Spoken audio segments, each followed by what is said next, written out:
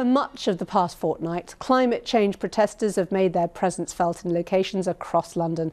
Last Wednesday, Tom Simons caught up with some of them on Waterloo Bridge. This is normally one of the busiest bridges across the Thames. Extinction Rebellion, a new direct action protest group, hope to take control of this and other key London locations for up to 2 weeks. But today police moved in and made more arrests. By the time the protests had finished this Thursday, more than 1,000 people had been arrested.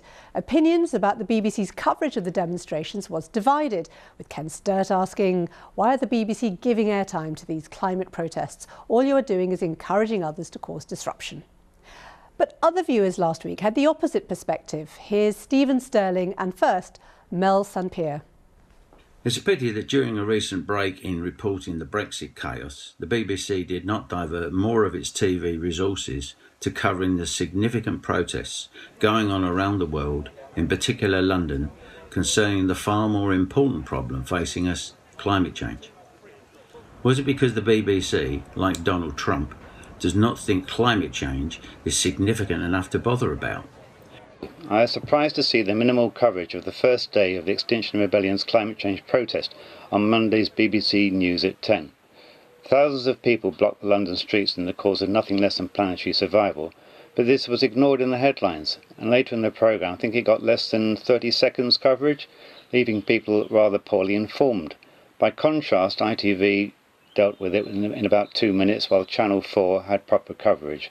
The fact that protesters were initiating a campaign on the biggest issue of our time, with the implications for politics and society, seems to have been missed by the editors. It raises a question of how media should cover something which is not just contained but is a long emergency. That question exercised other viewers too. The subject was explored in last week's BBC One documentary Climate Change: The Facts, presented by David Attenborough, was marked by Monday's Earth Day and highlighted by the visit to the UK on Tuesday of the 16-year-old Swedish activist Greta Thunberg, who spoke to MPs and appeared on a number of BBC outlets. But was this media focus on what the teenager called an existential crisis a one-off? And has BBC News failed to give the subject sufficient attention up to now? Ian Price also recorded a video for us.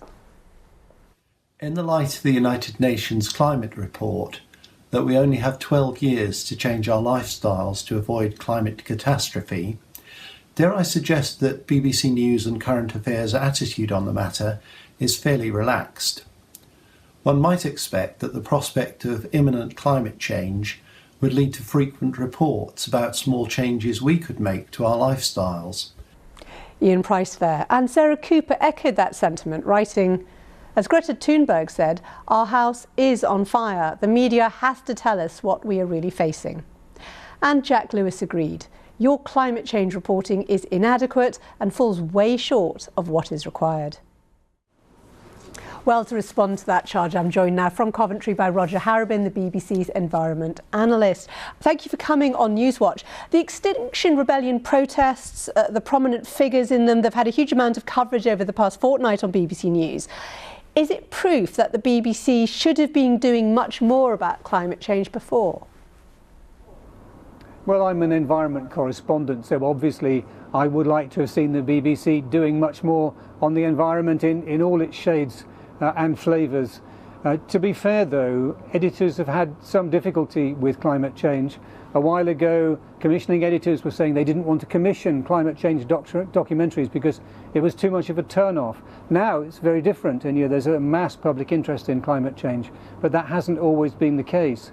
And also the other problem with reporting on climate change, one of many problems actually, is that things move so slowly, so your pictures always appear to be the same. It's always melting glaciers, it's always rising sea levels, it's always floods and droughts. So editors get rather weary of that. You've absolutely summed up the kind of questions that come in from audiences. I wonder as well, a year ago the BBC was found to have breached Ofcom rules about their handling of climate change deniers. How far has the BBC changed the way it covers the whole issue now? Well, until that ruling, I would get phoned up regularly by a junior producer on a programme who had drummed into him or her the BBC's absolutely sacred duty of impartiality. So if they had somebody on television or radio, maybe even local radio, saying actually climate change is a problem, they felt obliged to put on someone else saying actually climate change is not a problem. Now that has evaporated. I mean, now climate skeptics would say actually we can't get on air at all, and we still have some important things to say from time to time. So I think the conversation on how we cover climate change still is really not absolutely conclusively closed. If overall, as you seem to have said, the BBC is accepting that climate change is a burning priority and audiences want more coverage, shouldn't it be leading news bulletins all the time? Well, I think you put your finger on it there. Nothing leads news bulletins all the time. News has to be new. News involves conflict and drama and personality. Often climate change doesn't have much of that.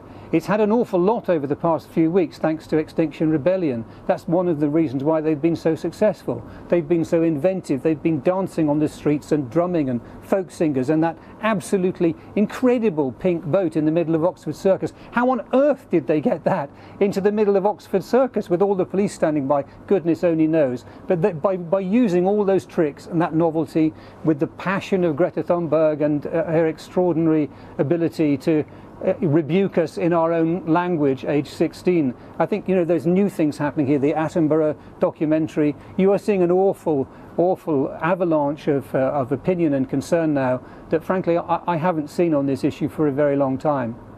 How do you personally see your role in covering climate change for BBC News? Well, we're constantly looking for new things to say, but within the broader truth of what's happening with the climate.